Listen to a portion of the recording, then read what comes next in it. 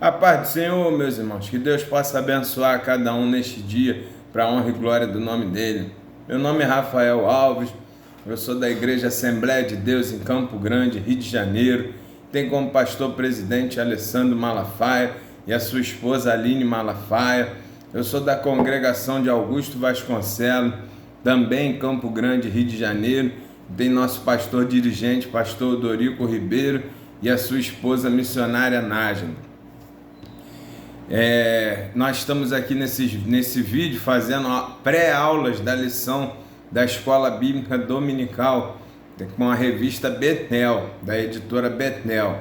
Então a gente está falando nesse trimestre, primeiro trimestre de 2024, sobre família, um projeto de Deus. E quem comenta nossa lição nesse trimestre é o pastor Valdir Alves de Oliveira. Ele é pastor auxiliar na Catedral das Assembleias de Deus em Baleias, Brasília, Distrito Federal. E é ele que está comentando a lição durante esse trimestre. Nosso objetivo aqui é fazer uma pré-aula para que nossos professores tenham mais subsídios para dar uma aula na Escola Bíblica Dominical com o auxílio do Espírito Santo, terem mais informações para poder ter maiores conteúdos para a hora de dar aula na sua classe no domingo na Escola Bíblica. Se você está novo aqui no canal, a nossa revista tem disponível na internet. Basta você jogar lá na internet, no Google, procurar revista da editora Betel, primeiro trimestre, e aí você vai ter ela lá, versão online, e você vai poder assistir a aula observando a lição e a revista também escrita aí para você ir acompanhando na sua mão aí o que está escrito na lição. Amém? Então, se você quiser, tiver interesse, baixe lá na internet, olhe lá que você vai ter acesso à revista. Nós aqui estamos fazendo aqui esse ambiente para gravar esse vídeo pela empresa cedido pela empresa Cop Betel Rio. E aí a gente já aproveita para agradecer, e se você quiser seguir também, tá lá no Instagram, Cop Betel Rio, é a nossa empresa e ela está à disposição lá para você conhecer, uma empresa de home care, e ela que cede esse espaço aqui para gravarmos o vídeo. Bem, então vamos lá, a lição de hoje é a lição de número 2, onde a gente vai falar sobre namoro, noivado e casamento. Nós estamos esse trimestre falando sobre família, um projeto de Deus. Na aula passada a gente viu que Deus é que planejou, que Deus que projetou a família. Agora a gente vai vir para a segunda aula, para o segundo passo, né? Como que forma a família? Através do namoro, do noivado e do casamento. São as fases fundamentais para se formar, né, a família conforme o planejamento de Deus. E aí a gente vai ver no texto áureo, ele coloca Provérbios 18, versículo 22, onde vai dizer: aquele que encontra uma esposa acha o bem e alcança a benevolência do Senhor. Então esse é o nosso texto áureo, e os nossos textos de referência vão ser Deuteronômio 20, versículo 7, 1 Coríntios 7, versículo 2 e 9, e 1 Tessalonicenses 4, versículo 3. E a nossa verdade aplicada, ela vai dizer que dependemos da luz da palavra de Deus e da ação do Espírito Santo para vivenciarmos o namoro, o noivado e o casamento para a glória de Deus. E aqui a gente já tem um primeiro ponto a destacar para os nossos alunos. Ou seja, nós precisamos da orientação da palavra. Um namoro cristão, um noivado cristão, um casamento cristão, ele precisa estar baseado na Bíblia, baseado na palavra do Senhor. Então, nós precisamos ter esse cuidado, fazer essas fases conforme a palavra do Senhor orienta. E aí o que acontece? Fazendo assim, o meu namoro vai ser para a glória de Deus, o meu noivado vai ser para a glória de Deus e o meu casamento para a glória de Deus. Então, com esse objetivo, com esse foco, a gente já tem que procurar ver se o namoro, tudo que está sendo feito ali, está glorificando ao Senhor. Se no noivado, tudo que está sendo feito está glorificando ao Senhor. Isso é um cuidado que o casal cristão deve ter.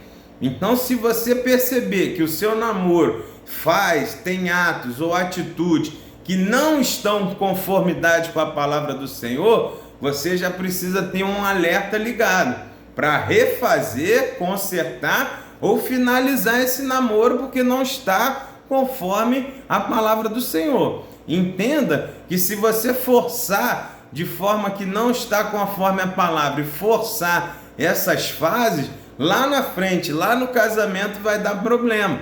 Então entenda, um namoro desvirtuado, ele vai gerar um noivado conturbado e vai gerar um casamento destroçado.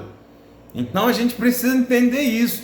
Não adianta forçar a barra e empurrar as fases com a barriga. Nós precisamos ter esse cuidado. Quando o namoro está glorificando a Deus, ele está sinalizando que está coadunando com a palavra do Senhor, que você pode passar de fase. Se o noivado está glorificando ao Senhor, ele está te avisando que você pode passar de fase e assim chegar no casamento. Se está tendo problema, coisas fora da palavra de Deus aí nessas fases anteriores ao casamento, você já precisa ou se consertar ou terminar isso e esperar no Senhor uma nova pessoa. Porque se você forçar, vai gerar um namoro desvirtuado, um noivado conturbado e um casamento destroçado. Não vai ter a glória, não vai ser para a glória do Senhor, muito pelo contrário, vai ser para o escândalo do nome do Senhor. Por isso, nos dias de hoje, muitos casamentos estão chegando, cristãos chegando ao divórcio, porque lá no início foi pulado fase, foi negligenciado as fases, não se viu que não estava glorificando a Deus aquelas fases e lá na frente deu problema. Então, durante a lição, a gente vai destacar isso, mas foque isso para o seu aluno. Primeira informação é: namoro, noivado, casamento, todas as fases precisam ser para a glória de Deus. E para que alguma coisa seja para a glória de Deus, elas precisam estar de acordo com a palavra de Deus. Ela é o nosso manual, conforme a gente aprendeu na aula passada, que o manual da família, o manual que o engenheiro deixou, é a palavra do Senhor. Então, guarde isso e destaque isso para o seu aluno. E aí, a gente avançando, na introdução, ele vai falar sobre isso, que o namoro, o noivado e o casamento, eles precisam ter atenção e cuidado, pois vão fazer diferença para o testemunho cristão, para a qualidade de vida e na formação das futuras gerações. Olha que interessante. Quando eu vou observar lá o namoro, o noivado e o casamento, se eles forem para a glória de Deus, o que vai acontecer? Eles vão fazer diferença para o nosso testemunho. O casal vai dar um bom testemunho. As pessoas vão olhar e dizer: aí, tá vendo? A família de Deus, vale a pena casar, o casamento foi criado por Deus. Olha que casal que anda bem, tem um bom testemunho, porque o casamento deles é para a glória de Deus. Depois, a qualidade de vida. Um casal que vive bem para a glória de Deus, eles têm uma qualidade de vida. Lógico, as emoções estão melhores, o ambiente tem paz, porque Jesus está presente ali, porque o casamento está em conformidade com a palavra. Você tem um ambiente mais saudável, tanto a nível físico, tanto a nível espiritual, quanto a nível emocional. E também vai ser o quê? Uma formação de futuras gerações saudáveis, porque os filhos que vão nascer desse casamento vão crescer naquele ambiente que glorifica a Deus. Então, a tendência é que aquelas novas gerações apoiem o casamento, vão ter aquele exemplo. Isso tudo vai ser glorificando a Deus e vai se perpetuando um casamento saudável para as próximas gerações. Esse é o padrão esperado. Agora, quando há falhas, quando há distúrbio, gera problemas tudo nessa fase. O testemunho fica ruim, aquele casal é mal visto, todo mundo sabe que eles brigam, que não tem paz, que não tem sossego. Por quê? Porque as fases foram negligenciadas, alguma coisa aconteceu que não glorificava a Deus, que não estava conforme a palavra, E aí começou a ter problema onde? No casamento. O testemunho dele é ruim. Os vizinhos que estão em volta da casa escutam eles discutindo, eles reclamando, barulho de briga, sabe? Desorganização. O testemunho cristão deles é ruim. Por quê? Porque não estão vivendo para a glória de Deus. E aí, qualidade de vida péssima. A pessoa começa a ter problemas de humor, vai ter problemas físicos, vai ter cansaço, porque não dorme direito, eles vivem tensos, vivem brigando, o ambiente, a qualidade de vida fica ruim, o ambiente não tem paz. Então a gente precisa observar que influencia sim, tanto positivamente como negativamente, se você não vive para a glória de Deus no seu relacionamento. E, consequentemente, gerações futuras estarão altamente comprometidas, porque filhos que nascem de um casal destroçado, de um casamento conturbado, eles vão ter dificuldades lá na frente para formar seus relacionamentos também. É daí que vem muitas das vezes os relacionamentos que dá problema, porque uma filha não vai querer casar porque viu seu pai maltratando a sua mãe, ela não vai querer que nenhum homem venha maltratar ela como seu pai maltratava a sua mãe. Aí é o problema da onde vem o homossexualismo, porque a menina não vai querer ter relacionamento com o homem porque o pai dela, que era o referência, foi muito ruim. É um perigo.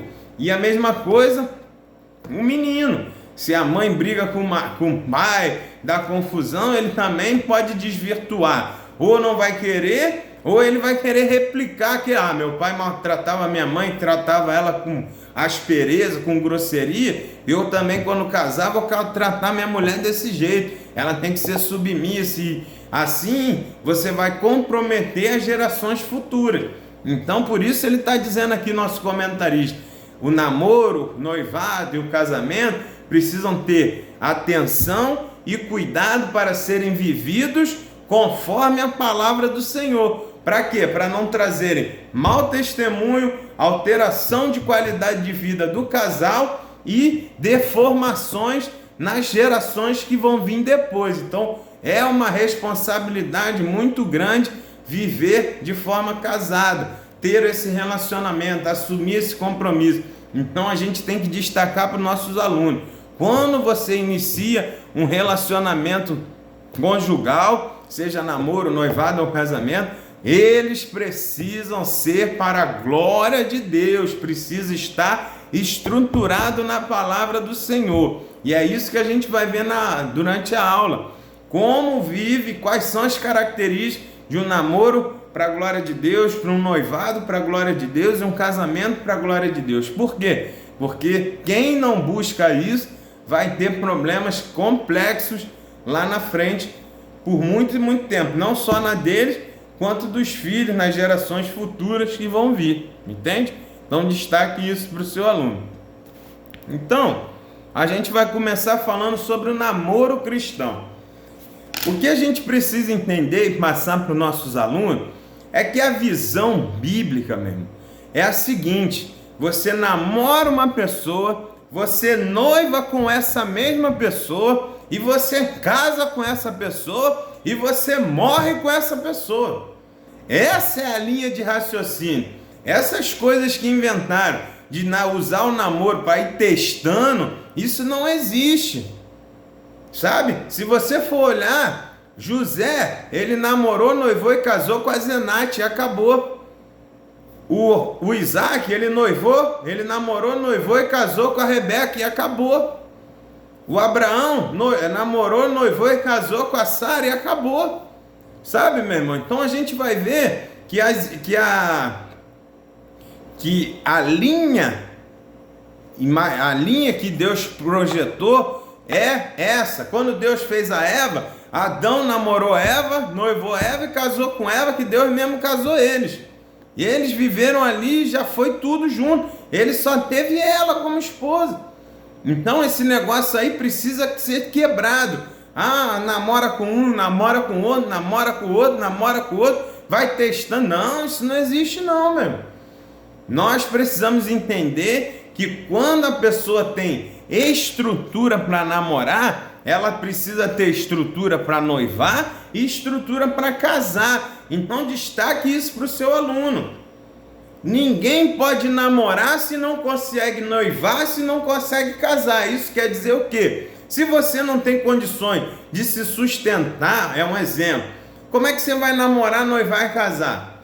Então, antes de namorar, a pessoa tem que ter uma estrutura, pelo menos um curso, uma profissão encaminhada, um emprego, alguma coisa. Então, esse negócio de adolescente namorar com 11 anos de idade, com 12 anos de idade, isso não existe, mesmo.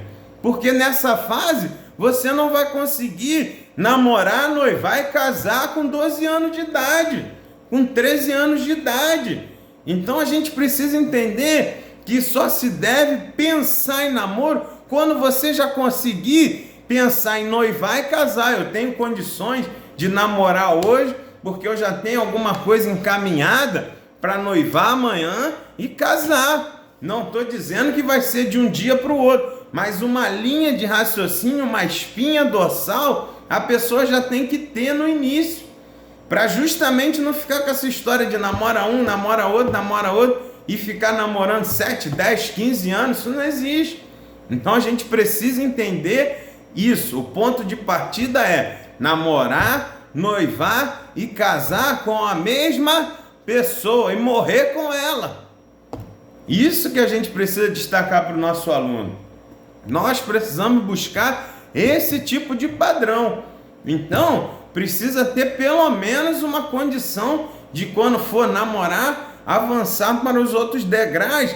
Você já tem uma estrutura. Então, o namoro cristão, ele já começa com essa prerrogativa. E depois ele avança para quê? É a fase do autoconhecimento. É interessante isso aqui, destaque para o seu aluno. O que acontece? Antigamente existia uma coisa chamada fazer a corte. Fazer a corte era quando alguém ia lá na casa da moça, o rapaz ia, ele falava com o pai dela, com a família dela, com os responsáveis dela. Olha, eu me interessei na sua filha e tal, gostaria de ter a permissão de chegar próximo a ela, de conversar com ela. Era tipo um pré-namoro, para depois eles começarem a ter autorização para sair, tomar um sorvete, alguma coisa assim, se aquela corte ali fosse aceita. Então, quando o rapaz chegava no pai, o que o pai fazia? Ele antes de falar com a filha, ele ia fazer uma avaliação do rapaz. Quem é você? Da onde tu veio? Quem são seus pais? Quais são seus hábitos? Onde tu mora? Onde você vive? Da onde você veio? Quem você representa? Então o pai, ele já fazia tipo uma filtragem. Se aquele rapaz apresentasse características boas, aí o que ele fazia? Ele ia na filha e dizia: olha, fulano aqui está interessado em namorar com você. Você quer?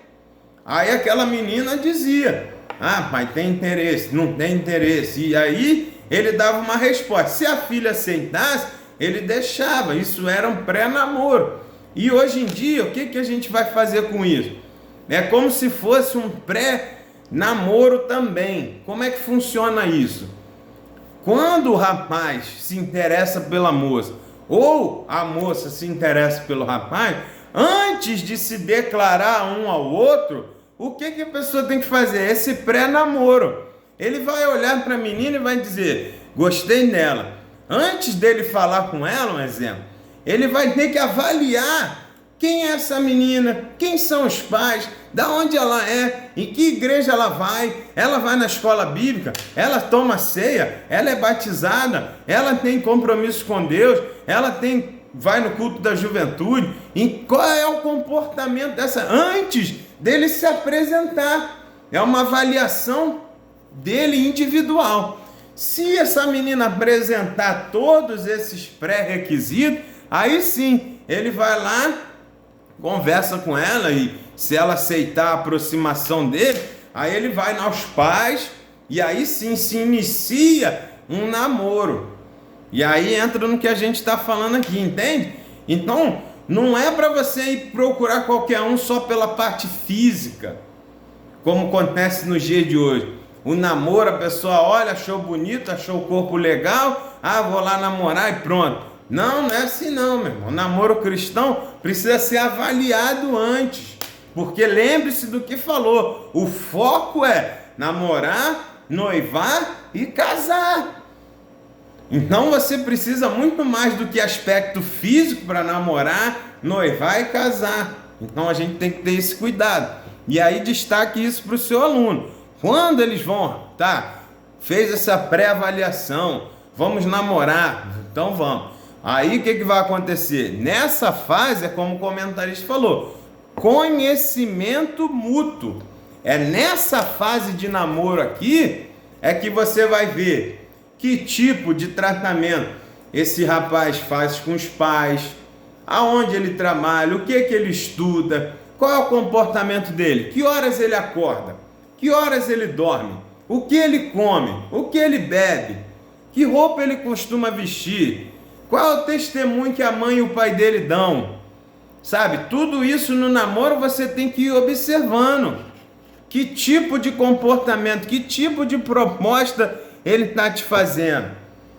Ele tem um namoro, ele tem interesses de manter o padrão bíblico para glorificar a Deus, ou ele já é cheio de contatos e coisas que não pode? Então você começa a observar a índole. Qual o temperamento desse rapaz? Quando vocês saem, ele é gentil com as pessoas, ele dá bom dia, dá boa tarde, dá boa noite, ou ele é grosso, ele é áspero. Como é que é o falar dele? Como é que essa menina se veste? Ela sabe se vestir, se ela vai a um cinema, se ela vai a um shopping, ela tem noção de roupa. Qual é ele? Qual é o comportamento dele? É pontual? Não é? O namoro é para isso, meu irmão. Sabe? É hora de se observar, porque quem tem esse comportamento no início, provavelmente vai replicar lá no final. Então é no namoro que você vai perceber quando vocês conflitarem. Você quer ir para o cinema, ele quer ir para restaurante. Como vocês reagem quando há o conflito? Como vocês resolvem conflito? No namoro você vai observar. Ele aceita ceder? Vocês acham um terceira via? Um meio termo? Como é que vocês vivem quando aparece um conflito? Ele quer ir para um lado, você quer ir para o outro, você quer fazer uma coisa, ele quer fazer outra. Como vocês reagem? Então, no namoro você vai observar, hein? Então tenha cuidado, observe, destaque para o aluno, conforme o nosso comentarista está falando, é a fase de conhecimento mútuo. Muito importante essa fase. Muitos casamentos são destruídos lá no final, porque no namoro é negligenciado esse autoconhecimento. Às vezes a pessoa vê o comportamento ruim e negligencia, acha que lá depois vai resolver, que o tempo vai melhorar, que ele vai amadurecer. Olha, meu irmão, mangueira só dá manga. Pode ser uma manga pequena, pode ser uma manga média, pode ser grande, pode estar azeda ou pode estar doce, mas só vai dar manga.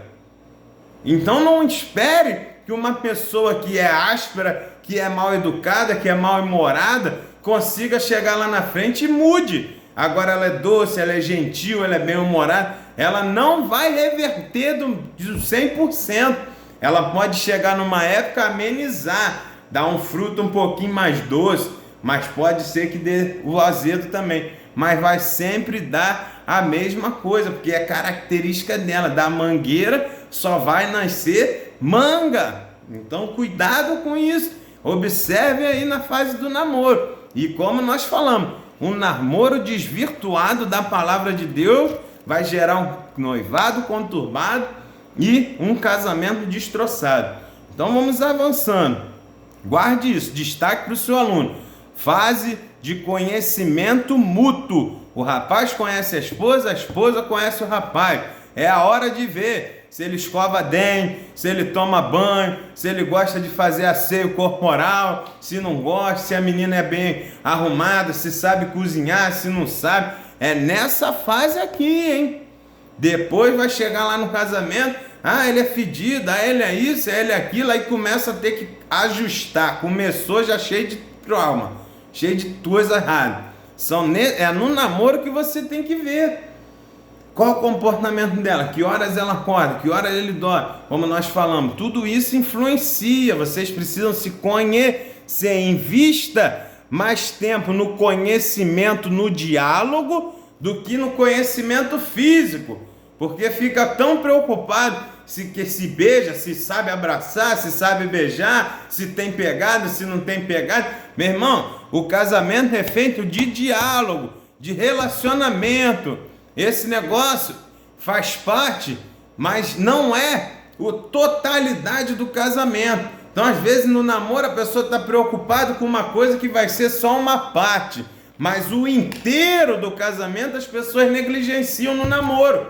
O que é o inteiro? É como ele reage quando você não pode ir, quando você não está bem para sair, como ele conversa com você, como se relaciona, como ele reage quando você está passando mal, como ele reage quando você não está bem. É aí que você vai conhecer, porque quem dura para sempre é o diálogo. O bom ou ruim é o diálogo que está lá no casamento, porque relacionamento físico, essas coisas todas, tem no casamento, mas fica às vezes com a menor parte. Às vezes você perde porque não conheceu o que vai ser a maior parte, que é o relacionamento interpessoal e não o relacionamento físico. Então guarde isso, cuidado com essa coisa. Procure conhecer o que vai ser a maior parte do relacionamento. E não se preocupe só com aquilo que é o menor, tá? Cuidado com isso. Então vamos avançar. Capítulo 1.1. Conceito de namoro cristão. É o que nós já conversamos. Namoro cristão não é brincadeira, não é fase testa com um, testa com o outro, namora com um para fazer ciúme para o outro, namora com uma para fazer ciúme para outro. Não existe. Namoro é namoro, noivado e casamento. É o certo, é uma.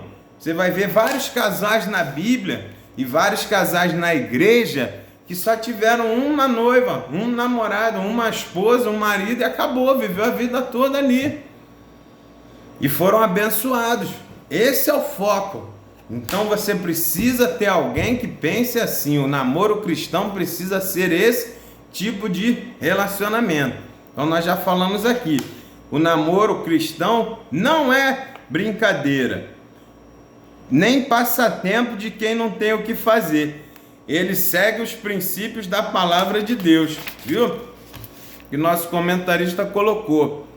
Então, não é na fase do namoro que vai vir com aquela história de prova de amor. Tem que me dar uma prova de amor, vamos fazer coisa, vamos pra cama, vamos pra isso. Não, meu irmão. Casamento, o namoro é sério. É Deus, ele tá vendo ali, é padrão bíblico. Não é brincadeira, não é o que o mundo faz, não. Namora com um, namora com o outro, tô ficando, tô levando. Isso não existe, não, meu irmão. Namoro cristão, relacionamento bíblico é coisa séria. O namoro é uma pré-fase do casamento, é como se fosse uma antessala, sabe? É como se fosse ali a fase do check-in ali, aquela fase inicial para que você embarque num avião que é o casamento. Então você tem que passar por essas fases aí, entenda isso. Não é momento de dar prova de amor, não é momento de ter filho, namoro não é para isso, não é momento de ter relação sexual, não é. Destaque isso para o seu aluno.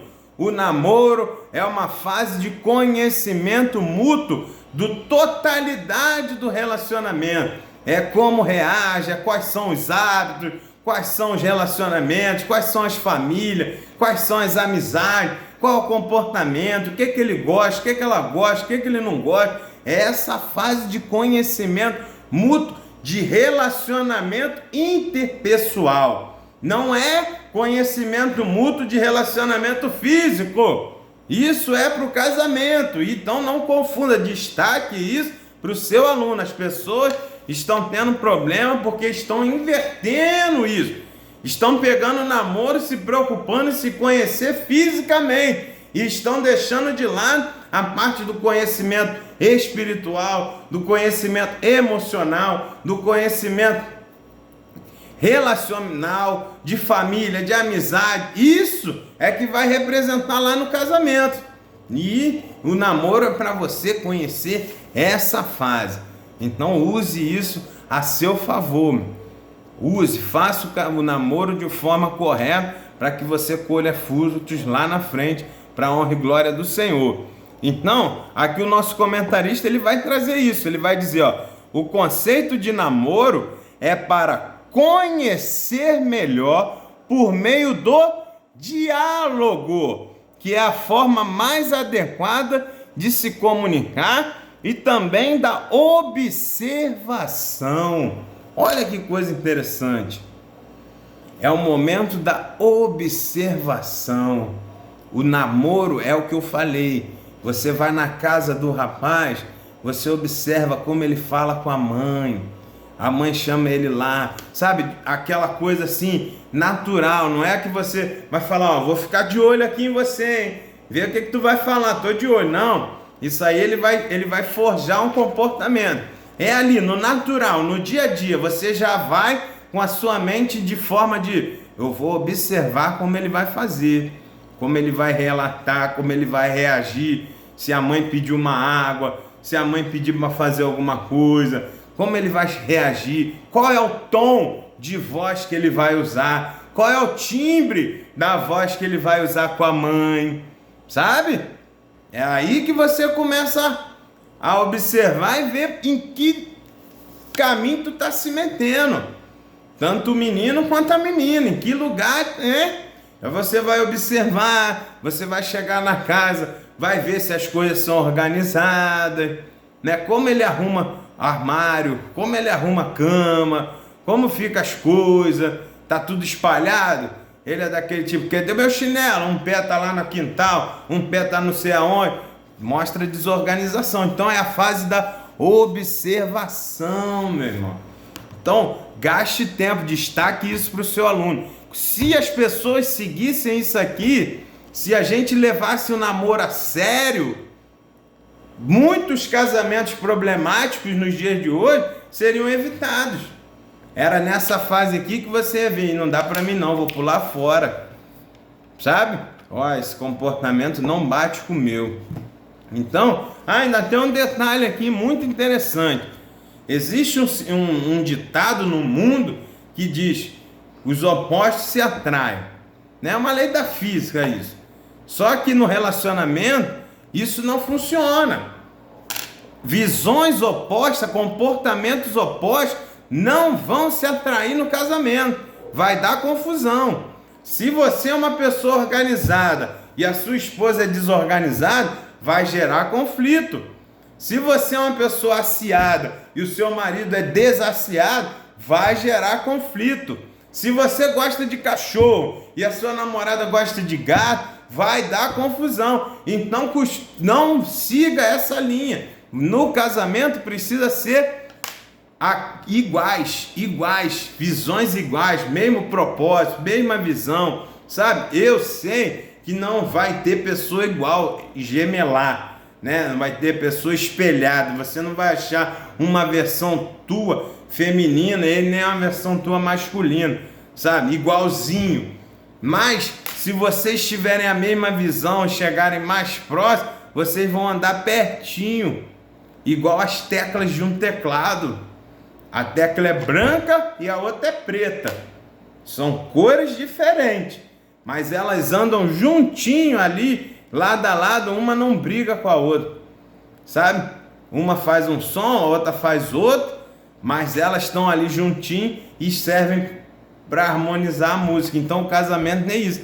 Cada um é de uma cor, cada um tem uma visão, foram criados diferentes, mas quando a visão é a mesma na totalidade, na essência, as outras pequenas coisas que estão diferentes vocês conseguem ajustar. mas é no namoro que a observação vai te trazer isso. Então, invista tempo nisso. Destaque isso para o seu aluno. E aí, o nosso comentarista ele vai dizer que o amor é cego. Não, o amor não é cego. A paixão é cega, que ele fala aqui.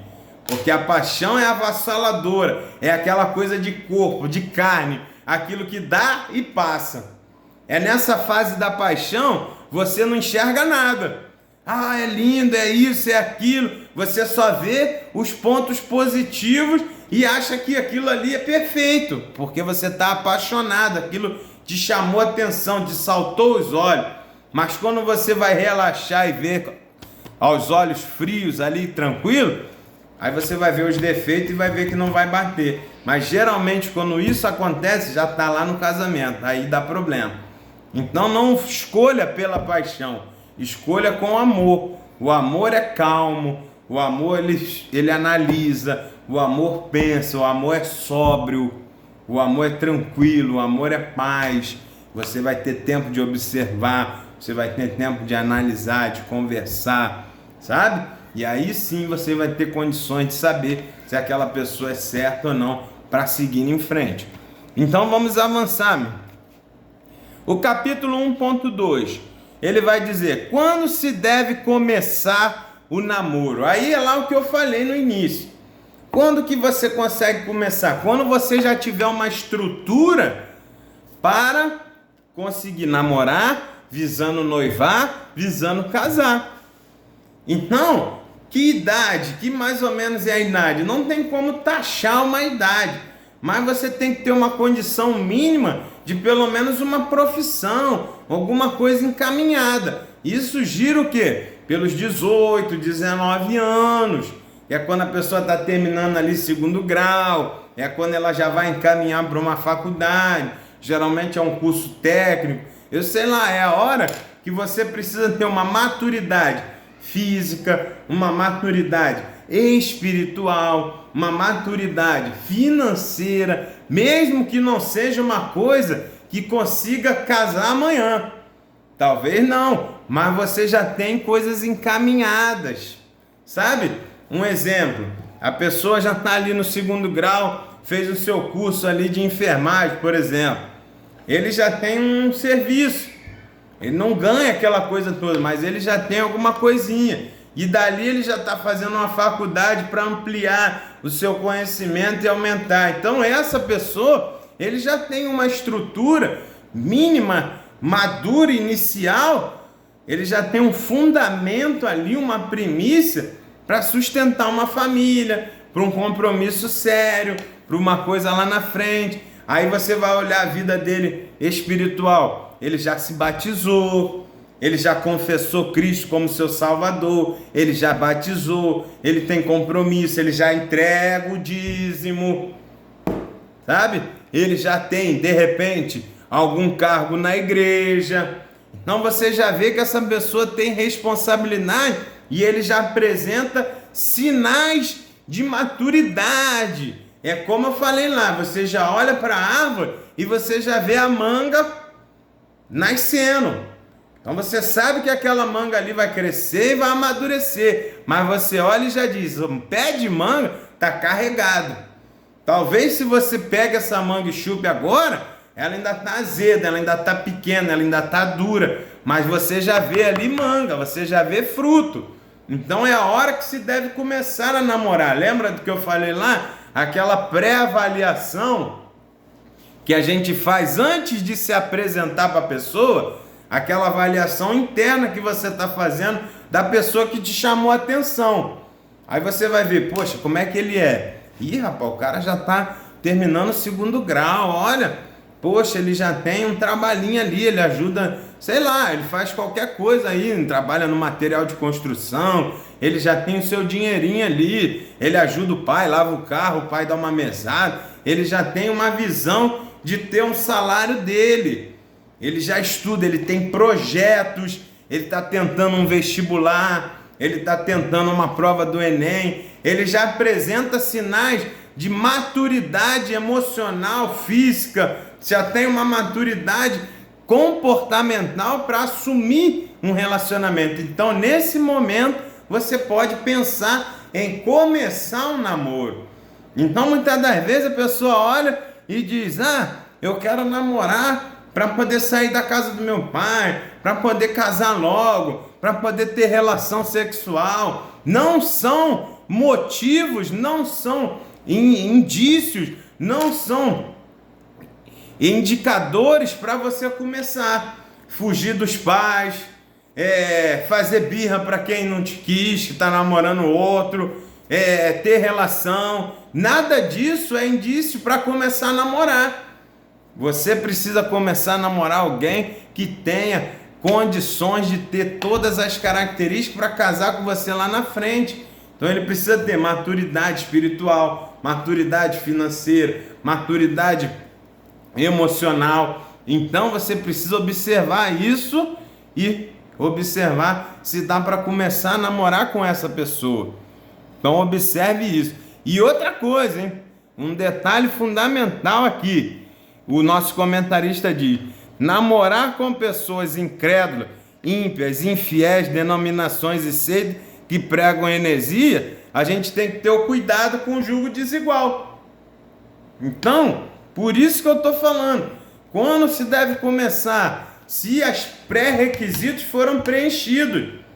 Aí você acha uma pessoa bonita, te chama atenção, aí quando você vai ver, o cara é de outra religião.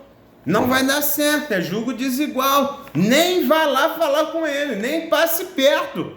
Comece a procurar outra pessoa, peça o Espírito Santo para tirar essa sua atração, porque vai dar errado. Julgo desigual com certeza, vai dar problema lá na frente, é bíblico. A Bíblia diz: não vos prendeis a julgo desigual. E isso aqui é importantíssimo, destaque para o seu aluno. O julgo desigual não é só aquela pessoa que professa uma outra fé diferente da sua. Julgo desigual é a pessoa também que professa a mesma fé, mas não tem a mesma intimidade e compromisso com Deus que nem você tem. Muitas das vezes dá problema com casais de jovens dentro da igreja, com pessoas dentro da igreja. Por quê? Porque um já está num nível espiritual maior e o outro está lá embaixo, não tem compromisso nenhum. Então, a gente volta para a fórmula inicial: namoro para dar glórias a Deus. Então, antes de começar, você vê, essa menina está no mesmo nível, para que junto a gente adore e louve ao Senhor e a gente chegue a níveis mais altos. Será que nós dois vamos um puxar o outro para cima? Ou de lá de baixo vai puxar para baixo? Então a gente precisa ter esse cuidado, porque geralmente o de baixo puxa o de cima para baixo. No mundo espiritual é assim. Geralmente quem está mais descompromissado acaba esfriando quem está mais. Então você precisa buscar pessoas, namoro, que eles vão te alavancar para Deus. Então o foco quando você for fazer a pré-análise, rapaz, essa pessoa ora, essa pessoa busca Deus, essa pessoa tem compromisso, ele junto comigo, ele vai me puxar para Deus, ele não vai me deixar levar para o erro, para o pecado, nós dois juntos vamos conseguir vencer as tentações. Cuidado! Então tem que ter isso tudo, tem que ser visto para poder saber se deve ou não começar um namoro. Então a gente aqui ainda está discutindo como começar, quando começar o namoro. Então tudo isso precisa ser observado. E aí vamos lá, capítulo 1.3, ainda falando sobre namoro, o namoro escondido e prolongado. O que acontece? Não se deve namorar um namoro cristão escondido, isso não existe. Quando você conhecer alguém, passar na pré-avaliação, a primeira coisa é ir nos pais. O menino vai na casa da menina e se apresenta: olha, eu gostei da sua filha, eu observei ela lá na igreja, eu queria me aproximar dela, né? Eu já falei com ela, aceita a minha aproximação, a gente queria saber se o senhor permite, Converse com os pais, se apresente. Eu sou fulano de tal, eu trabalho, eu estudo, eu moro lá, meu pai e minha mãe é fulano, meu pastor é Beltrano. Você precisa se apresentar. Esse negócio de namoro escondido é igual acontece.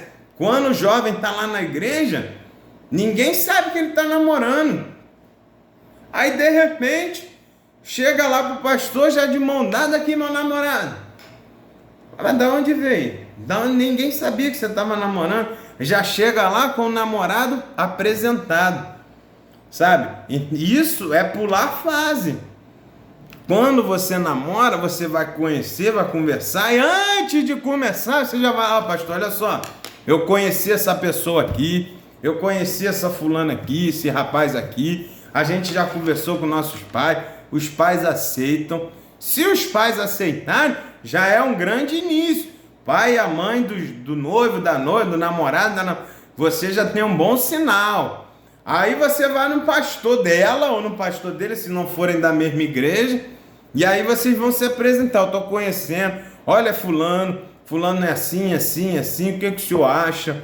Aí o pastor vai falar, vai dar a opinião dele, você vai se apresentar, ele vai dar a benção ali, aí sim, vai se começar a namorar com pessoas, não precisa divulgar para todo mundo, mas os pais, o pastor precisa saber mesmo. O seu líder de juventude, são sua liderança, seus pais, o pastor. Então, destaque isso para o seu aluno. Namorar escondido é problema. É problema, porque quando vai aparecer, geralmente já aparece tendo mais problema. Aí aparece as gravidez fora de hora, aparecem os problemas fora de hora. Aí é a hora de se começar a saber, de começar se apresentando. As coisas de Deus são transparentes. Jesus pregava no dia, em cima do telhado, para todo mundo ver. As coisas que são feitas no oculto e no escondido, geralmente dá problema. Destaque isso para o seu aluno. Tudo que é feito escondidinho, não pode saber, não fala aqui, não fala ali, olha, meu irmão, vai dar confusão lá na frente. Provavelmente vai dar erro. Então, cuidado, hein? Tenha isso em mente. Então, ele vai dizer aqui, a verdade e a sinceridade são atitudes de cristãos sérios. Quando se começa um namoro sem respaldo dos pais, é procura de maldição para a sua própria vida, meu. Olha isso aqui que interessante. Lembra do que eu falei?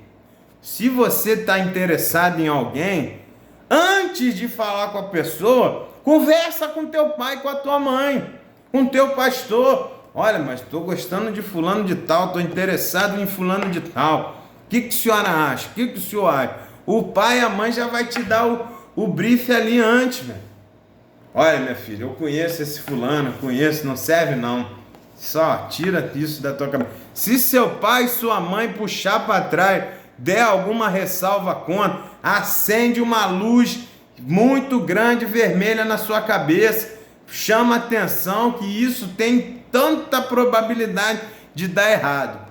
Quando os pais não aceitam, é problema sério. Então não force barra, não quebre hierarquia, não force, destaque isso para o seu aluno. Então não tenha namoro escondido, não tenha namoro prolongado demais. Por isso eu falei lá, quando você tiver estrutura para namorar, noivar e casar. Então namoro, não existe esse negócio, namoro 15 anos. Poxa, nisso não existe. Esse namoro está fadado a fazer coisas que não glorificam o nome do Senhor. É muito tempo para se prevenir, para se resistir a tentações, a evitar contatos físicos que não estão previstos, sabe? Então cuidado, você precisa namorar quando tiver uma estrutura. Então o namoro, geralmente ele dura 1 ano, 2 anos no máximo. Para quê? Para saber, conhecer o certinho e avançar para o noivado. É lógico que tempo não há uma regra, não há uma coisa assim, tem que ser 1 ano, tem que ser 2 anos, tem que ser 3 anos. Mas existe um bom senso. Então, se você já tem estrutura, se você já tem aprovação dos pais, se você tem aprovação do pastor, se você já orou, Deus confirmou, esses sinais são confirmações de Deus. Muitas das vezes a pessoa fica, como é que eu vou saber se é a pessoa certa ou não? Deus vai mandar um anjo falar, essa pessoa pode casar, eu estou aí? Não, dificilmente vai acontecer isso. O Senhor vai falar, olha lá na minha palavra, os sinais que eu já te ensinei lá. É a minha palavra que vai dizer se vai ser essa pessoa ou não. E aí você vai trazer isso à mente e vai falar, qual é o primeiro sinal? Papai e mamãe. Se o pai e a mãe aprovar, a probabilidade de ser bom para você é muito alta.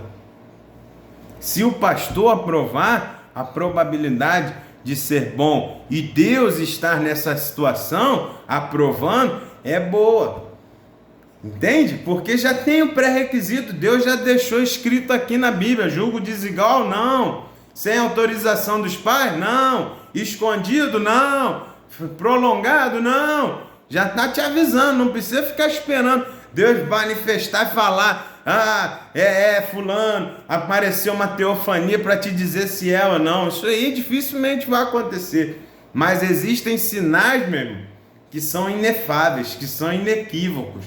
E se você forçar, dá problema lá na frente, com certeza. Então, cuidado com isso. Destaque para o seu aluno isso. Namoro muito demorado pode dar lugar à liberdade excessiva. Sabe?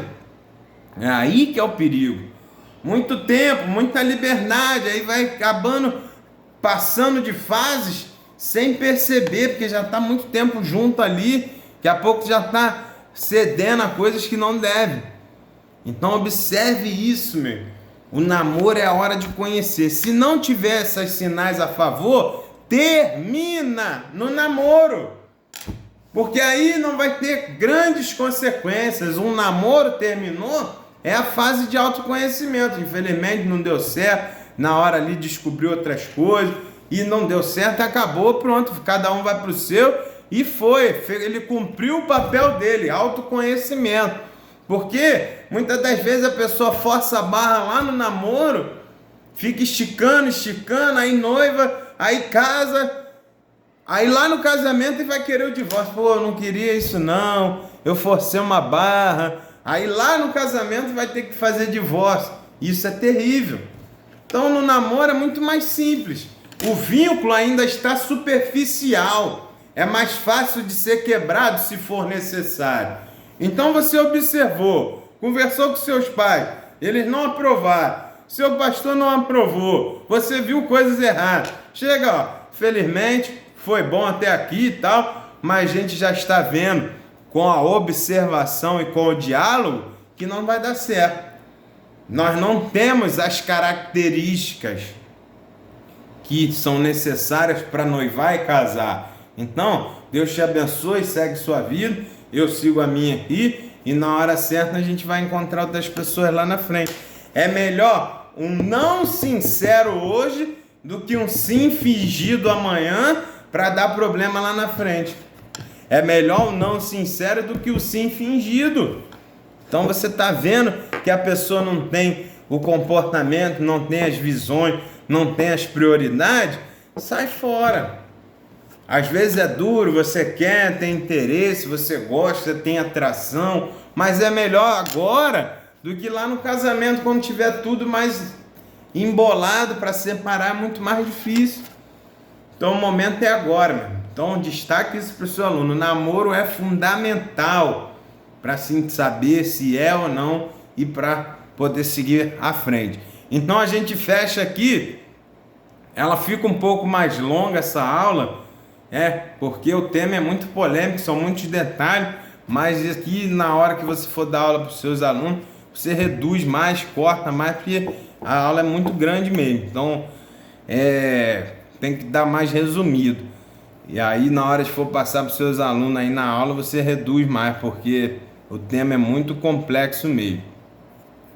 Vamos lá, então a gente volta aqui para o eu ensinei o quê? e diz: namoro é fase de conhecimento mútuo. Tudo isso que foi falado resume nisso. Namoro é fase de conhecimento mútuo. Não é obrigação de casamento, é fase de conhecimento. No conhecimento você diz: gostei, não gostei, estou querendo, não estou querendo. Entendeu? É a fase de conhecimento, meu. Você não é a fase de obrigação. Isso que as pessoas têm que entender. Conheceu, observou, não encaixou, não houve sinais, não houve coadunância, termina, espera um tempo, observa pré-requisitos para conseguir observar outras pessoas. Faça o pré-requisito, o pré-namoro, a corte, aquela avaliação antes de falar com a pessoa, para que você já entre no namoro com boas condições de dar certo. Então destaque isso para o seu aluno. O capítulo 2, meu irmão. O noivado cristão. Aí o noivado, o que acontece? O noivado, ele já é a fase em que o namoro deu certo. O pai aprovou, o pastor aprovou, os comportamentos vocês gostaram, ele acorda cedo, você acorda cedo, ele toma banho, você toma banho, ele gosta de cachorro, você gosta de cachorro, aí vocês já conversaram, vocês já viram que trata bem a mãe, o pai, então tudo ali coordenou para positivamente. Aí sim, vamos avançar uma casa, já tem maturidade, tem uma profissão, já tem um saláriozinho, ela também já tem um trabalho, já tem alguma coisinha, vamos noivar, porque aí sim, você noivou, você subiu um degrau, você abre para a sociedade que vocês estão com interesse de casamento. Então aí vira um compromisso público. O noivado, ele traz à tona aquele namoro, agora ele avisa para a sociedade: olha, aqui está um casal que está visando o casamento. Então eles já namoraram, já preencheram os pré-requisitos, agora eles vão noivar para quê? Planejar. Agora você vai planejar o que vai fazer. Agora é como se você já tivesse comprado o terreno, né? Se fosse construir uma casa, você comprou o terreno, foi lá, viu o bairro, viu a rua, viu em que ônibus passa, não sei quem, gostou, pum, comprou o terreno, namorou, fechou, comprou o terreno. Agora vai planejar a casa. E aí, quantos andar vai ter a casa? Quantos banheiros? Quantos quartos? O telhado vai ser telha colonial, vai ser telha de amianto, vai ter chaminé, vai ter churrasqueira, vai ter piscina, vai ter cachorro, vai ter gato, vai ter canil, vai ter muro de grade, vai ser muro não sei o que. É a hora que você vai observar, planejar o casamento. Isso é o noivado, é uma fase fundamental também. Então, cuidado com isso, destaque isso para o seu aluno. É o momento de planejamento. E aqui é um divisor de água. Agora, o planejamento é fundamental, é definitivo. É você sentar com a sua noiva, com o seu noivo, com sinceridade e colocar as cartas na mesa do que você quer, do que ele quer, para ver se vocês batem para o casamento. Então, entenda. Aqui o nosso comentarista ele vai dizer: o noivado vem confirmar que o namoro deu certo e que se pode avançar para um compromisso mais sério num futuro próximo. Aqui é o que o nosso comentarista ele chama aqui de fase de responder perguntas. Foi como eu falei: quantos quartos, quanto banheiro, quanto isso, quanto aquilo. É a fase de responder perguntas. Lembra lá? Namoro, fase de conhecimento, de observação e de diálogo. Agora é a fase de responder perguntas. Vamos aqui, ó. Nós vamos casar. Perguntas. Nós vamos morar onde? Nós vamos morar no bairro seu, no bairro meu? Vai morar em bairros de longe de pai e mãe? Vai morar perto da faculdade, vai morar longe da faculdade, vai morar perto do emprego, vai morar de casa própria, vai morar de aluguel. Quantos filhos? Você quer ter filho? Eu quero ter filho? É um só? É 5? É 10? É 2? Sabe?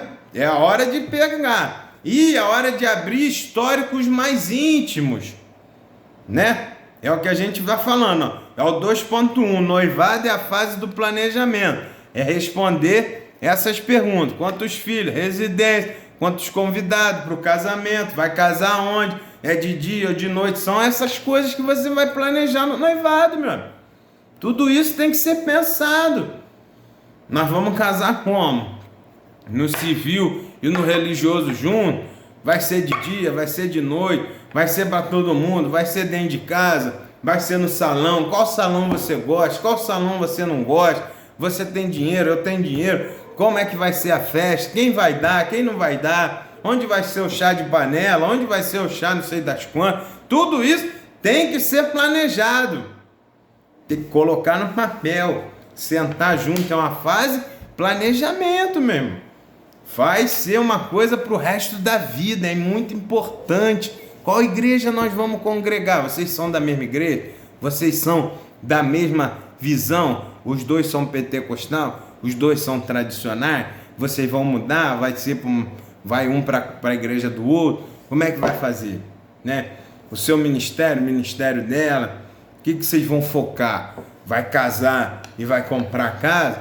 Vai casar já com a casa comprada? Vai casar e vai morar de aluguel? Tudo isso tem que ser respondido. Vai morar na casa da sogra por enquanto? Vai fazer como?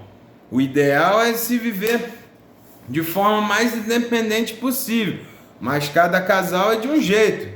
Isso aí vocês precisam planejar antes. É a fase do planejamento. Ou seja, nunca você vai poder...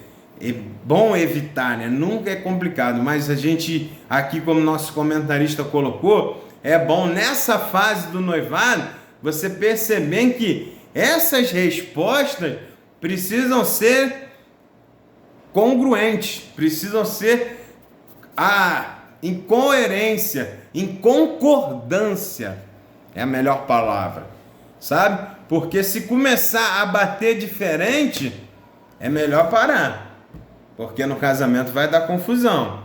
Então entenda bem, quando vocês chegarem a um conflito, tem que já colocar o meio termo. Exemplo, filhos. Às vezes o marido quer ter 5 e às vezes a mulher não quer ter nenhum. E aí? Como é que vai ser esse casamento? Um quer ter 5 e o outro não quer ter nenhum. Vocês precisam chegar ao meio termo. Dá para fazer 2? Vamos tentar 2? Vamos tentar 1? Que aí não fica nem 5 nem 0, fica 1. Vamos, um eu cedo. Aí a mulher abre mão. Aí vocês já deixam planejado. Eu queria 5, ela não queria nenhum. Chegamos no meio termo, 1. Aí vai responder de novo. Vai casar e vai primeiro se formar, terminar de estudar, trabalhar para depois ver filho? Ou nós vamos casar e já vamos ver logo filho de uma vez? Para ter logo. Aí, não, melhor esperar. Aí essas respostas precisam estar em concordância. Se não tiver, vai precisar chegar ao meio termo. Se não chegar no meio termo, é melhor parar. Planejamento não fechou. Não respondeu perguntas de formas adequadas. O ideal é até fazer como se fosse um quiz, né? Aquelas enquetes. Montem um questionário e responda cada um separado. E depois vocês comparem as respostas. E aí o que for batendo, você, bateu, aqui deu diferente. Aí vocês vão analisar para ver se consegue chegar ao meio termo, porque nunca vocês vão poder ser concorrentes. Porque se vocês não estiverem, a Amós vai dizer, poderão andar 2 juntos se não concordarem? Então você tem que entender isso. Ou vocês cheguem ao meio termo, ou falam, não está dando não. Mas geralmente, quando no namoro já se conversou, já se viu, geralmente quando chega no noivado, mesmo que dê diferença, vocês já têm uma interação boa e conseguem chegar ao meio termo. Como eu disse, ele queria 5, você não queria nenhum, fecha no 2. Nós vamos comprar casa primeiro? Não, vamos alugar. Vamos casar, morar de aluguel por uma fase. Vamos investir num carro primeiro. Vamos montar a casa. Tudo isso tem que ser respondido no noivado, é o planejamento. Isso tem que ser levado a sério, sabe? Para que vocês não tenham problemas lá na frente e a família seja um bom testemunho cristão lá, como a gente viu na introdução. Capítulo 2, ponto 2, né? A compreensão de que cada um leva um tipo de bagagem para o casamento. Olha aqui, como eu falei no início, no noivado vai começar a aparecer coisas mais íntimas de vocês. Detalhes que muitas das vezes no namoro não foram colocados. Intimidades que você não passou na época do namoro. É agora no noivado que você vai falar. Olha, e o nosso comentarista aqui, ele traz alguns exemplos dessas bagagens que precisam ser faladas. Um exemplo clássico é histórico médico. Muitas das vezes no namoro o cara não vai ficar contando que tem unha encravada, que tem o olho torto, que tem bronquite, que tem asma, que tem isso, que tem aquilo. No namoro ele não vai contar o defeito. Se você não observou, ele vai ficar na dele, vai viver ali e pronto. Entendeu? Aí quando chega no noivado, vocês já estão mais íntimos, mais próximos. É a hora de entregar o jogo, botar as cartas na mesa. Olha, tem bronquite, tenho asma, eu tomo bombinha, eu faço isso, faço aquilo, entendeu? Eu tenho problema X, tenho problema Y, eu sou alérgico a isso, eu sou alérgico àquilo. É a hora de abrir o jogo mesmo, porque vocês vão se casar e a intimidade vai aparecer lá no casamento. Então imagina, você tá lá, ó, namoro, tu é um atleta, aí chega no casamento, começa a tossir, começa a ter problema. A mulher vai, poxa, eu casei com o cara, era um atleta, e no casamento, quando a gente vive junto agora, vive doente, vive com problema, você tem que avisar, ó, eu uso bombinha, eu uso sei lá o que, tá? Eu tomo remédio X, tomo remédio Y.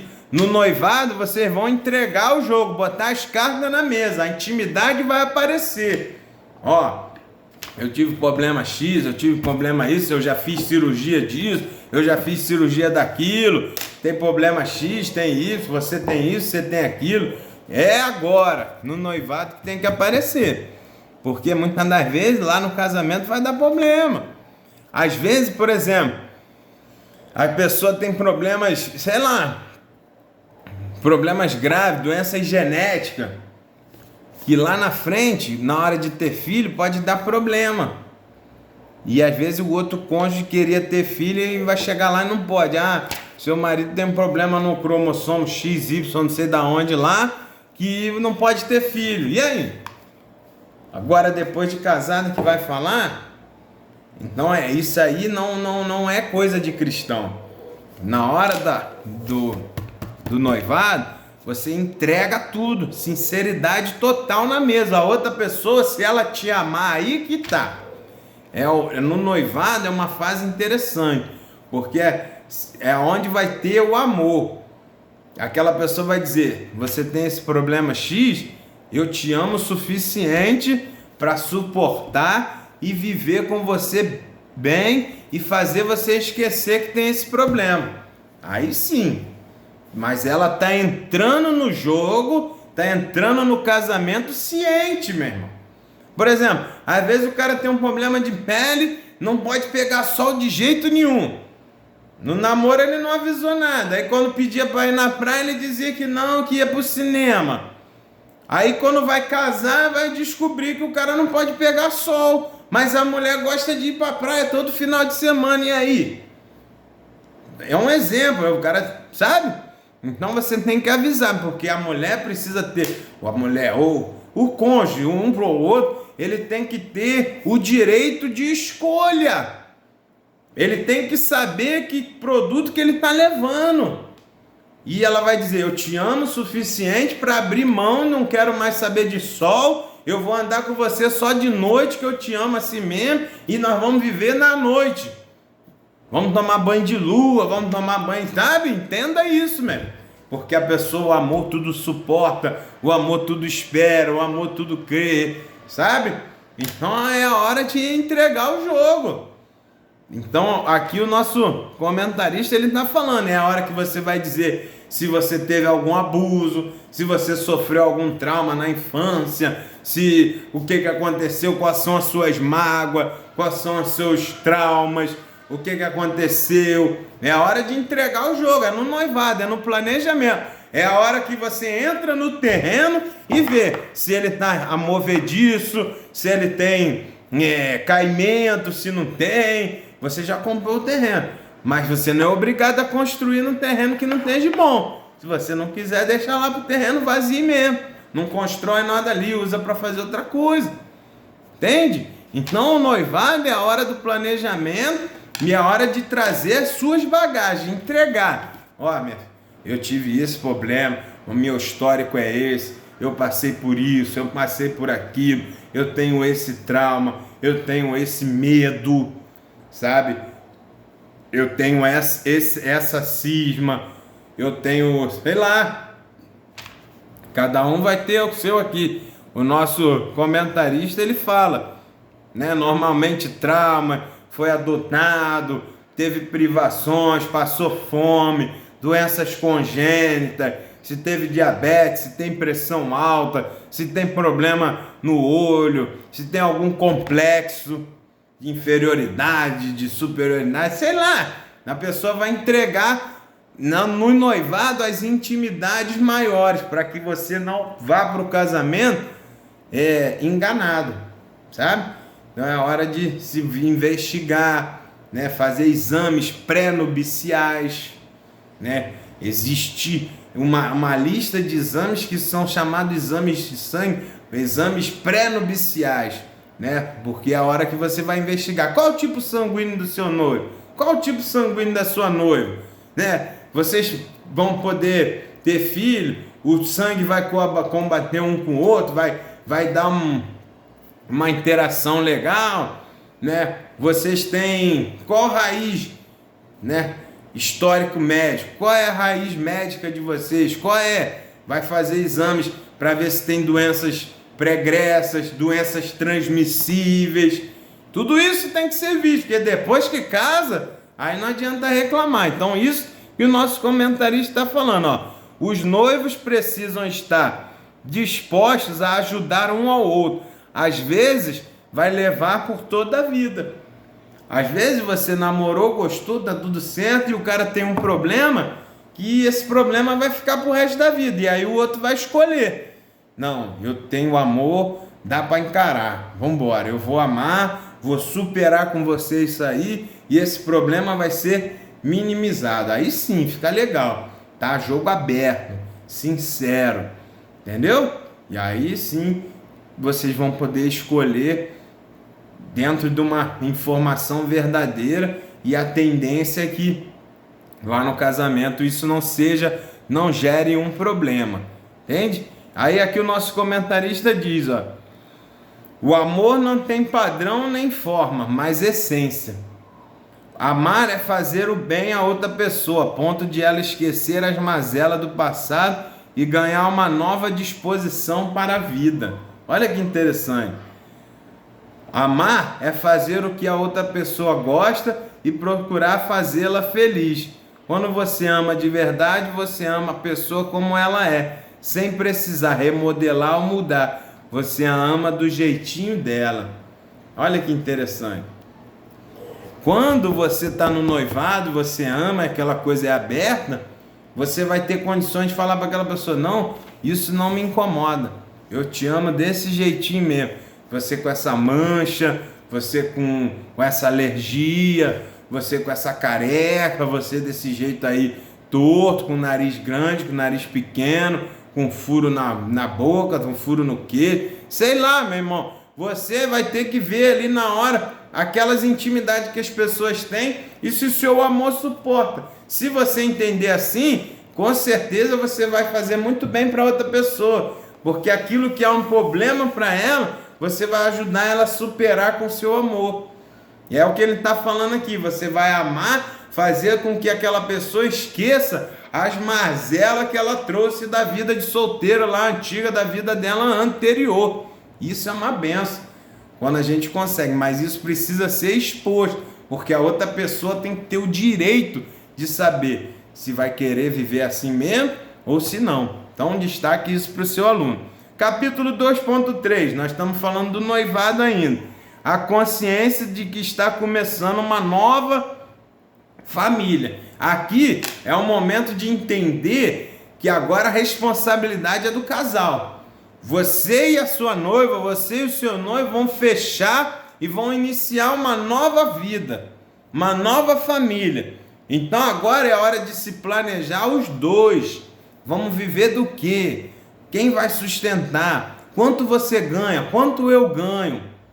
Não vale aqui pensar, não, no sufoco mamãe ajuda, no sufoco papai ajuda. Não, vocês têm que aprender a viver os dois sozinhos. Vamos viver aonde? Compramos o terreno, nós temos dinheiro para construir a casa inteira, ou nós vamos construir um quarto, um banheiro e vamos morar no quarto e no banheiro? Vocês têm que se virar os dois sozinhos mesmo. Claro que uma coisa ou outra extraordinária, os pais podem ajudar, te dar um socorro ali momentâneo. Mas a espinha dorsal da família ali precisa ser estruturada pelo casal. Sabe? É responsabilidade do marido sustentar e cuidar da sua esposa. Então vocês têm que planejar antes. Nós vamos viver como? Eu tenho condições de se sustentar sozinho? Você tem algum para ajudar a sustentar a casa? Planejamento, meu. Vocês estão começando uma nova história, uma nova jornada, uma nova família. É responsabilidade de vocês. Quando der problema, para onde nós vamos? Quando passar mal, qual? Você tem plano de saúde? Eu tenho plano de saúde. Para onde nós vamos correr? Nós vamos casar e vamos para serviço de hospital público. Nós temos dinheiro para ter um plano de saúde. Sabe? A responsabilidade é de vocês. Nós vamos andar de ônibus, vamos andar de carro, vamos andar de Uber. Como é que vai ser? Porque não vale 2 horas da manhã passando mal, ligar papai e mãe, não. Vocês têm que se virar sozinhos. Porque seu pai e sua mãe já tem a outra coisa deles lá. Então tudo isso tem que ser planejado. Entendeu? Então aqui é um momento de... E na hora que der problema, que o conflito chegar, como nós vamos resolver? Não vale agora chegar na hora do casamento, apertou o calo, vou para casa da minha mãe, vou para casa do meu pai. Não, vocês se viram sozinhos, se arrumem aí, bata a cabeça junto, chama o Espírito Santo, faz uma reunião, se vira vocês dentro de casa e resolva sozinho, meu irmão. Não fique levando problemas para os outros, sabe por quê? Porque quando você abre para os outros problema, você abre para vir ideias que às vezes não é de Deus para sua casa. Vem muito de pitaco, um monte de coisa junto, pessoas que estão vivendo em outra situação, vibrando diferente de vocês, não tem a mesma estrutura espiritual de vocês, e aí o conselho que ele te dá, ao invés de ser bênção, é um dardo inflamado do inimigo para a tua casa. Então cuidado com isso. Você não sabe em que vibração eles estão girando lá. Esse casal que você vai pedir socorro, vocês têm que vibrar junto. Você é o noivo e a noiva, o marido e a esposa, e Jesus ali como maravilhoso conselheiro, dando os conselhos, e vocês têm que, com a ajuda do Espírito Santo, resolver o conflito interno ali, internamente. É isso que ele está falando. A responsabilidade é do casal. Então não vale na hora que der o aperto, a mulher cozinhou mal, eu vou comer lá na casa da minha mãe que é mais gostoso. Não, encara o que ela fez. Vocês estão juntos, é a nova família. Ela fez ruim, come o ruim com ela. Amanhã ela vai fazer o bom. Vocês juntos vão dar um jeito. Entendeu? É uma nova responsabilidade, é uma nova família. Tem que se virar sozinho. Entendeu? Você tem o Espírito Santo, você tem o Senhor Jesus, que é maravilhoso conselheiro. Tudo isso no noivado tem que ser pensado. Olha, nós vamos morar juntos, nós vamos estar ali, o que nós vamos fazer? Você sabe cozinhar, você não sabe. Tudo isso já tem que ser visto lá no namoro, revisto no noivado, para ir para o casamento certo, com essa responsabilidade. Nós temos que conviver harmonicamente, mas não podemos deixar influências externas confundir o nosso relacionamento. Vocês estão criando uma nova história. É o que você sabe com o que ela sabe e vocês buscarem o melhor para dentro de casa.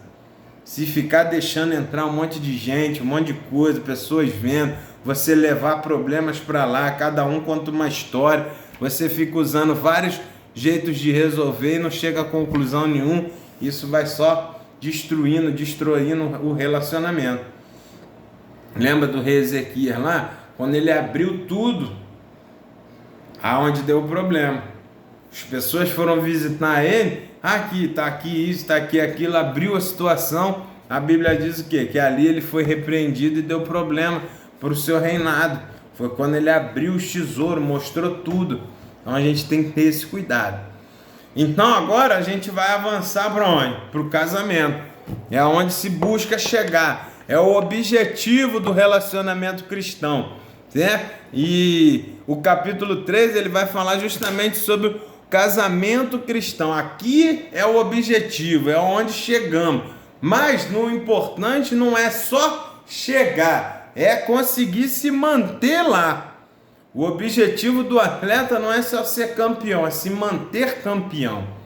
Tá? Então a gente já passou pelo pré-namoro, pelo namoro, pelo noivado, tudo certinho, chegamos ao casamento. Agora é uma nova história, uma nova família. Iniciou-se um novo relacionamento. Se você veio desde o início, dentro da palavra de Deus, glorificando ao Senhor, sem maldições, sem coisas erradas, mantendo o padrão, glorificando a Deus no namoro, no noivado, a tendência quando você chegar no casamento, você ter agora um ambiente preparado para que aquilo ali flua e amadureça conforme a presença do Senhor para a glória dele. Então devagarinho o casamento vai amadurecendo, vai caminhando conforme os preceitos bíblicos e você vai ter um casamento abençoado para a honra e glória do Senhor. Então Hebreus vai dizer que o matrimônio deve ser digno de honra, o leito deve ser sem mácula, pois Deus julgará os devassos e os adúlteros. Então o que acontece? O casamento é um matrimônio, ele deve ser digno, honrado, o leito deve ser sem mácula. Agora sim vocês vão ter a intimidade física, a intimidade sexual. Então é um momento único na vida do casal. Então você já tem que entender que agora precisa estar coadunando com a palavra do Senhor para que você fique dentro desse versículo, com honra, com dignidade, sem mácula no leito. Entende? Então tudo tem que ser feito para a glória de Deus, é a fórmula base. Para isso a gente viu lá desde o início. Então a gente precisa entender como é importante manter isso aqui no casamento. Nós vamos agora falar sobre o capítulo 3.1. Casamento cristão não deve andar pela própria cabeça nem pela cabeça dos outros. Olha que interessante. No noivado a gente já falou, não aceite, não abra sua vida. No casamento é fundamental isso. Muitos casais têm problema porque quando aparece algum conflito, ele, em vez de resolver conversando com seu cônjuge, ele leva para amigos de trabalho, ele leva para colegas de igreja, ele leva para não sei quem, parente, para primo, para sobrinho. E é como eu falei, pessoas que não têm a mesma vibração, não têm o mesmo interesse que aquilo dê certo. Os maiores interessados do casamento dar certo é o noivo e a noiva.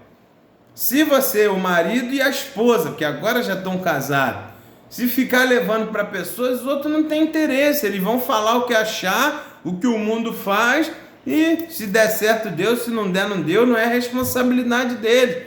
Então não fique levando conflitos, problemas que aparecem dentro do casamento, porque agora no casamento vocês vão viver uma nova realidade e muitas coisas acontecem que não deu para prever antes, né? Situações que são inéditas, então vocês precisam sentar junto. A essência precisa estar ali de dizer, olha, é responsabilidade minha e sua fazer isso aqui dar certo.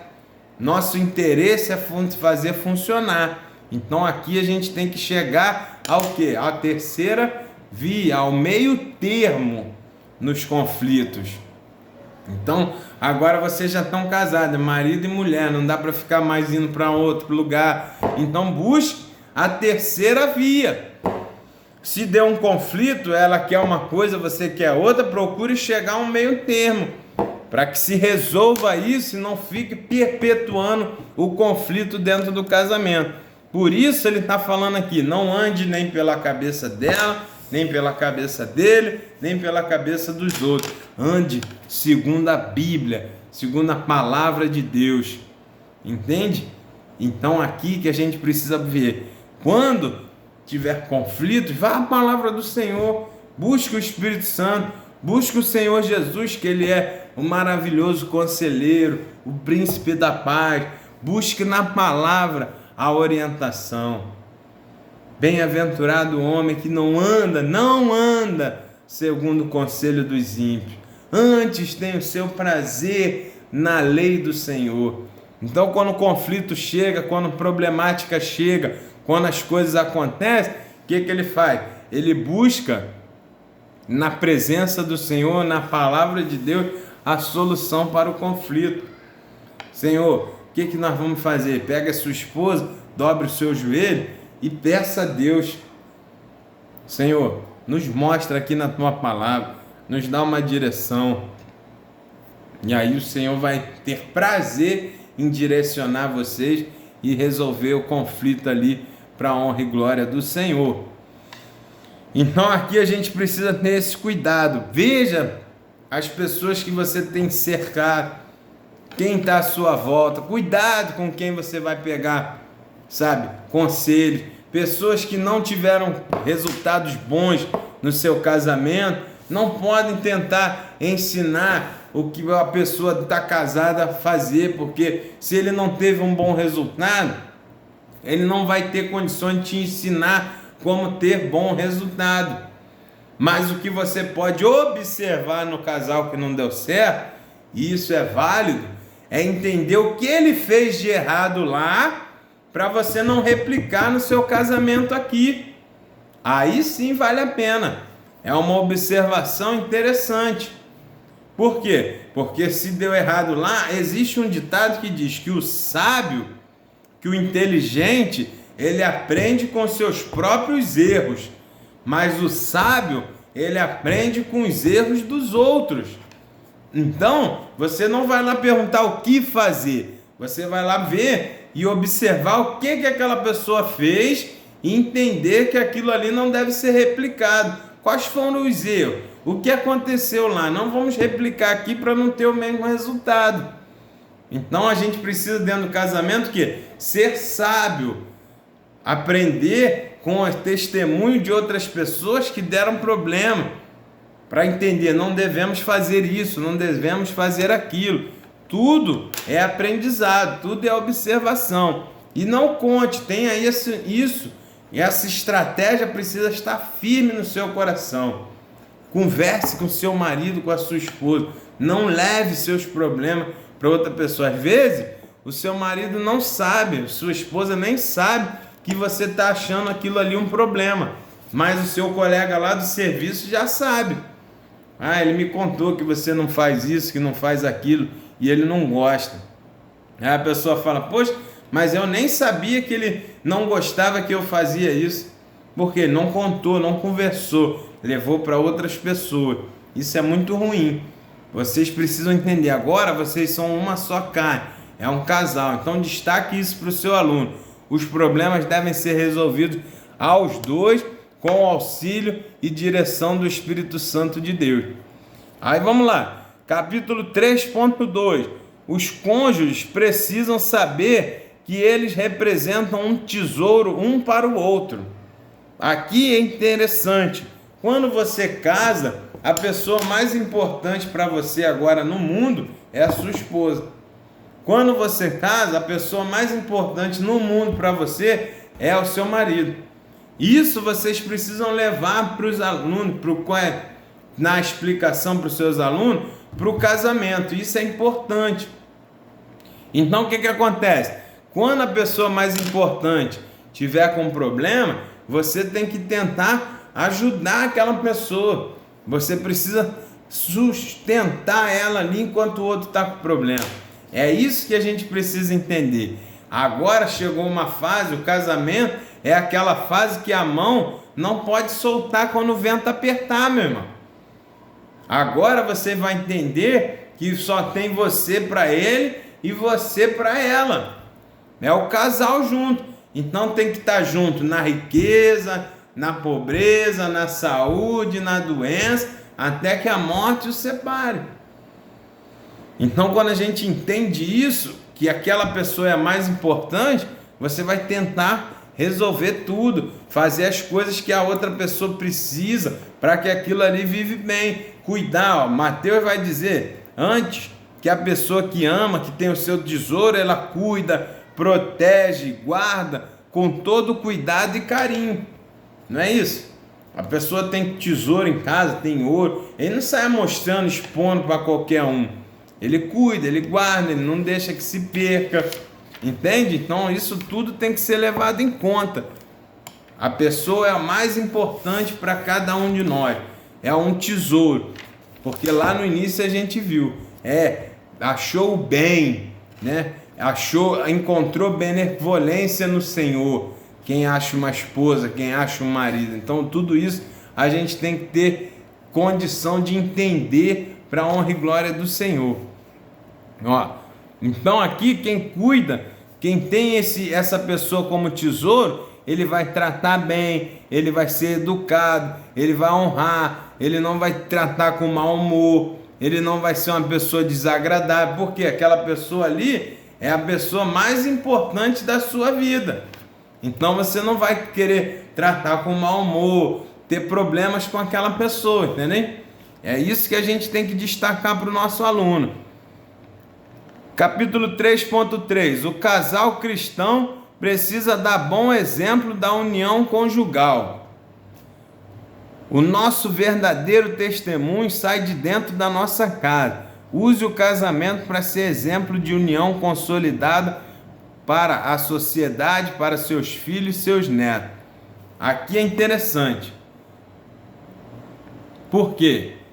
Como nós falamos lá no início, tudo seja para a glória do Senhor. Entende? Então o casamento ele precisa ser exemplo, meu. Vocês são um casamento cristão. Estão ali para dar exemplo para pessoas que estão à volta. O que os seus vizinhos vão falar? Você mora numa casa, está todo mundo em volta, seus filhos, seus pais, as pessoas que estão em volta. Qual é o testemunho que você tem? Entendeu? Tem que ter ética no casamento. Não fique falando mal do seu cônjuge para um, para outro, reclamando de um, de outro. Ah, meu marido é assim, meu marido é assado, não faz isso, não faz aquilo. Vocês precisam conversar um com o outro, trazer Jesus para o centro. Se ele faz alguma coisa que te incomoda, você precisa conversar com ele e falar, isso está me incomodando, muda, eu te ajudo, vamos fazer aqui, ter paciência. O amor tudo suporta, o amor tudo crê, o amor tudo espera. Então, é bom exemplo, meu. Lembra lá no início? Para a glória de Deus, para ser um bom testemunho, para ser uma boa coisa para a saúde emocional. Tudo isso tem que ser visto. É o casamento que faz a diferença para as novas gerações. Então, a gente precisa entender que a ética, a moralidade tem que estar dentro. Você trata as pessoas muitas das vezes de fora melhor do que o que está dentro. Entende? Por quê? Porque muitas das vezes a gente não quer transparecer para as pessoas de fora o que nós estamos vivendo em casa. Mas lembra do que a gente falou, a pessoa de dentro de casa é a pessoa mais importante da sua vida. É o seu tesouro. Então, se você cuida bem das pessoas na rua, você precisa ter cuidado dentro de casa. E precisa ter um equilíbrio. Dentro de casa você vai ter intimidade, você vai ver aquela pessoa de mau humor, você vai ver aquela pessoa num mau momento. Às vezes na rua você só encontra outra pessoa por 5 minutos, por 2 horas em um culto. Então, dificilmente aquela pessoa vai te ver em uma situação ruim para que você trate mal. Mas a pessoa que está do seu lado, ela que vai te ver nos maus momentos, nos bons momentos, de bom humor, de mau humor. E isso é porque vocês vivem junto 24 horas. Então a gente precisa entender que nós temos que ser testemunho. Então a pessoa tem que entender quando o outro está de mau humor, tem que tentar ajudar, tem que tentar tolerar, tem que entender que aquilo ali é uma fase. Não julgue o seu marido e a sua esposa por uma fase. Entenda que o casamento é para a vida toda. Talvez você esteja vivendo aqui num momento ruim, mas esse momento ruim vai passar e você vai ter um testemunho para dar. Então tem que ter esse cuidado. O bom testemunho é aquela esposa que diz: olha, nós estamos passando por uma luta, por um problema, mas ele é meu marido, eu estou com ele lá, ele é bênção de Deus, o Senhor me deu, na hora certa vai vir o refrigério, essa fase vai passar, isso vai melhorar, nós vamos passar por isso aí, ele vai ficar bom, isso vai melhorar, sabe? É isso que a gente tem que ter, essa expectativa. Vocês estão casados para a vida toda, então a gente precisa ter esse cuidado, meu, sabe? Suporta, o amor tudo suporta, está escrito lá na palavra do Senhor. É isso que a gente tem que levar para o casamento. Cuidado, não esqueça, o casamento é para a vida toda. Não se baseie em fases, não tome decisões por fases, e tome decisão por histórico, para a vida toda. Isso vai passar. A má fase, ela passa. Não destrua seu casamento, não jogue fora o seu maior tesouro por causa de uma fase, meu irmão. Destaque isso para o seu aluno.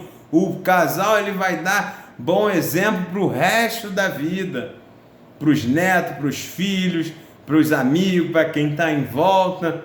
Quantos casais você conhece aí, meu irmão? Traga a sua memória, destaque isso para o seu aluno, faça uma reflexão. Se você não conhece casais que passaram por momentos ruins, um momento de doença de um ou de outro, um momento de desemprego de um ou de outro, um momento de esfriamento espiritual de um ou de outro, e que eles conseguiram se manter fiéis porque o outro suportou aquela fase e Deus transformou e hoje eles vivem bem. Então destaque isso para o seu aluno. O casal cristão precisa dar bom exemplo da união conjugal. Cuidado com as discussões na frente de filho, destaque isso para o seu aluno. Dar bom testemunho. Vocês têm um momento íntimo para conversar. O casal, ele tem o quarto, ele tem um momento íntimo ali, separado, para eles conversarem sozinhos os dois e exporem os seus problemas. Não precisa gritar na frente do seu filho que seu esposo não presta, que é isso, que é aquilo. Não deixe transparecer para outras pessoas o que vocês estão vivendo intimamente. Resolva você, seu cônjuge e o Senhor Jesus, que é o maravilhoso conselheiro, no íntimo, para que vocês sejam sempre bom testemunho. Então, destaque isso para os nossos alunos. A gente conclui que tudo precisa ser feito para a glória do Senhor. Quando você tiver essa preocupação de namorar para a glória do Senhor, de noivar para a glória do Senhor, de casar para a glória do Senhor, o que vai acontecer? A presença do Senhor estará com vocês e Ele, maravilhoso conselheiro, príncipe da paz, Ele vai estar presente e a sua caminhada vai ser mais suportável. Não é que não vai ter lutas, mas Ele vai te dar vitória, vai te dar força para suportar, porque vocês estão vivendo para a glória do Senhor. Então o Senhor vai honrar a sua caminhada também. Destaque isso para o seu aluno, amém? Então que Deus te abençoe. Essa é a nossa lição de número 2, que você possa destacar tudo isso para o seu aluno e que Deus possa te abençoar, te dar uma aula abençoada aí nessa lição de número 2 da nossa revista Betel Dominical, primeiro trimestre de 2024, onde nós estamos falando sobre família, um projeto de Deus. Nossa segunda aula foi namoro, noivado e casamento devem ser para a glória do Senhor. Amém? Deus abençoe e que você tenha uma boa aula.